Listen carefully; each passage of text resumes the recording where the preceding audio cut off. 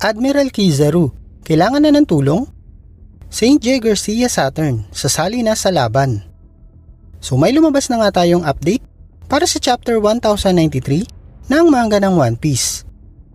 At sa video nga na to ay ibabahagi ko sa inyo ang full recap para sa chapter 1093. At tatalakayin natin ang kasalukuyang mga kaganapan para sa chapter na ito.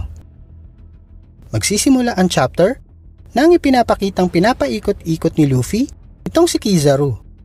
At kalaunan ay itinapon niya ito palayo sa control tower na nagbigay naman ng pagkakataon sa lahat para makatakas. Nagpasya nga itong si Atlas na tumungo sa Fabryo Face para ma-override ang control sa mga pasifista. Dahil alam nga niya na magiging hadlang ang mga ito sa gagawin nilang pagtakas sa isla. Nagpasya rin si Dr. Vegapunk na sumama kay Atlas pababa sa Fabryo Face para tulungan itong si Jewelry Boney. Tinawagan ito si Franky upang ipaalam sa kanya ang kasalukuyang kalagayan nitong si Jewelry Boney na sa kasalukuyan ay nasa Fabryo Face. Nag-alok din ng tulong itong si Sanji na sumama sa dalawa para tumulong sa paghahanap at pagliligtas kay Jewelry Boney. Habang itong si Jinbei ay naiayos na nga ang lahat ng mga gamit ni Dr. Vegapunk at naghahanda ng pumunta sa likod na bahagi ng isla para maghanda sa pagtakas nila. Samantala, sa bahagi ng Fabryo Face ay kasalukuyang hinahanap ng mga Marines itong si Boney. Nasa kasalukuyan ay nagtatago dahil sa mga pinsalang natamo nito, ngunit nagawang makatakas dahil na rin sa tulong ni Sentomaru. So sa panel nga na to ay mapapansin natin na nagmistulang mga bata at matatanda ang mga Marines dito dahil na rin sa kapangyarihan nitong si Jewelry Boney.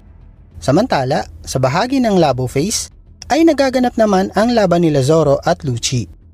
Nabanggit nga ni Zoro kay Lucci na hindi niya hahayaang labanan nito ang captain nila sa ganoong antas lang ng kapangyarihan nito.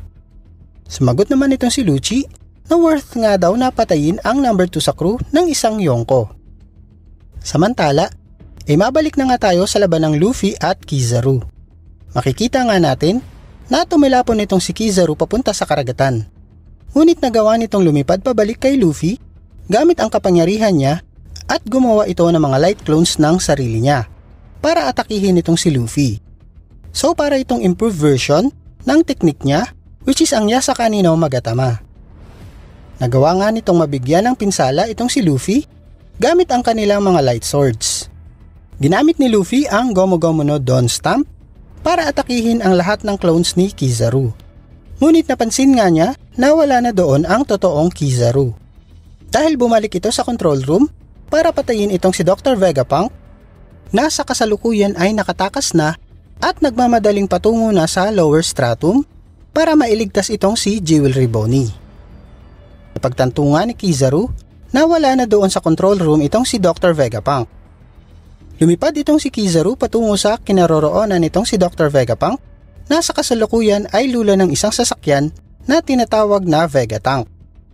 Kasama si Sanji na nakabitin sa labas at kasalukuyan ay patungo na sa Fabryo Face para mailigtas nga itong si Jewelry Boney. Kasunod si Franky ay sumama ito sa tatlo habang sinasabi kay Lilith na gamitin ang General Franky para buhatin ang Thousand Sunny para mailayo sa panganib. Sinubukang patamaan ni Kizaru ang Vegatank, ngunit sinundan siya ni Luffy at hinarang ang atake nito para depensahan ang Vegatank. Nagawang maharang ni Luffy ang mga atake nitong si Kizaru at nahati ito patungo sa iba't ibang direksyon ng isla.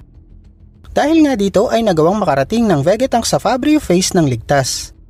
Ipinaalam nga sa mga Marines na sa kasalukuyang nag-aabang sa karagatan ng Egghead Island na wala na nga si Dr. Vegapunk sa Labo Face. Sa pagkakataong ito ay dine-activate ni Edison ang Frontier Dome para magbigay ng pagkakataon kay Dr. Vegapunk na makapaghanda para makatakas sa Egghead Island.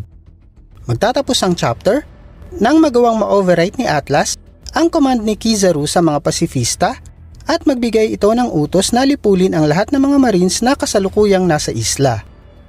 Samantala sa huling panel ay makikita itong si St. J. Garcia Saturn sa nakakatakot netong mga tingin. So base nga dito mukhang makikita na natin ang isa sa mga Gorosei na si St. J. Garcia Saturn na makikisali na sa gulong nagaganap sa Egghead Island. And possibly makita na natin ang kapangyarihan nito sa mga susunod na chapters pa ng manga ng One Piece. Pero mukhang matatagalan na naman nga ang paghihintay natin dahil magkakaroon nga tayo ng break for next week. So yun lang, sana ay na-enjoy mo ang video natin for today. At kung nagustuhan mo ang video ito, pahit naman ako ng like at subscribe button, paklik na rin ako ng bell icon para wala kang ma-miss sa mga videos about One Piece na i-upload ko dito sa channel. At para sa mga tanong at topics about One Piece, pwede kayong mag-comment sa ibaba para naman masagot natin at maisama sa mga susunod na videos. Maraming salamat sa suporta at panunood. Hanggang sa muli at kita-kita tayo sa next video.